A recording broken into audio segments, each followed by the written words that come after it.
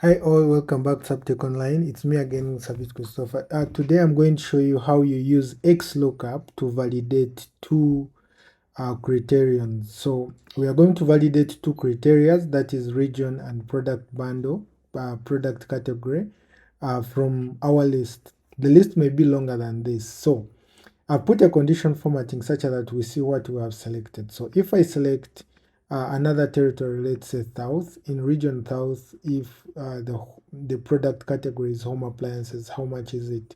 So it is that, and indeed this and this are validated right, then it will give you the value. What if I change this, let's say, to clothing? It will look for South, how much are clothing in South, then it will give me the value, which is that. So let's do this. Stay around, watch up to the end. That's when you'll get to know how this is done. So let's move to, I have the same data. What do we start with? We start with creating a validation here.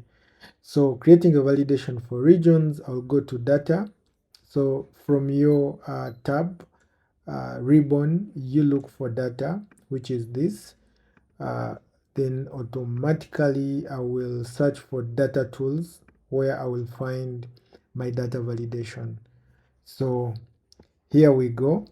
Now I want to put here data validation for the regions, so I'll change this to list. Then I select my range up to there. Then okay. When I check, we have now the four regions: north, south. It doesn't repeat. Then let's go to category. We do the same. Data tools, data validation. Here it is. I'll select list. Then where is my list? This is it up to the end here. So you can run this up to wherever range you have the data you have. Then okay. So now I have my two validations, which means now I can easily select the region, then I can easily select the product.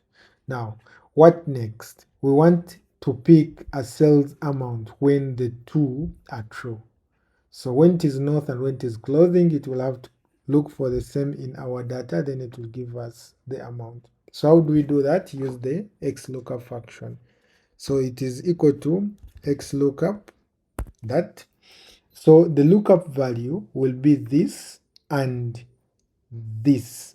So it will be B3 and C3. So you'll put an ampersand to combine the two. So that is our lookup value.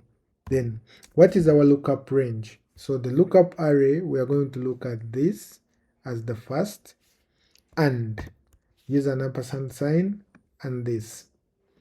So what is the result array we need? So our result is bring for us anything here, so long as the two are right. I'll close my parenthesis and enter.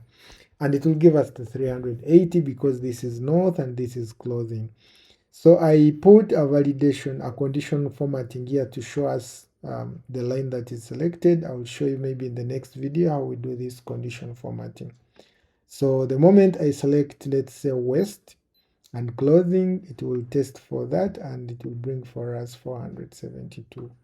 Otherwise, thank you for watching up to the end of this video, and please hit that notification bell, subscribe, and leave us a comment. Meet you in the next video. Bye bye.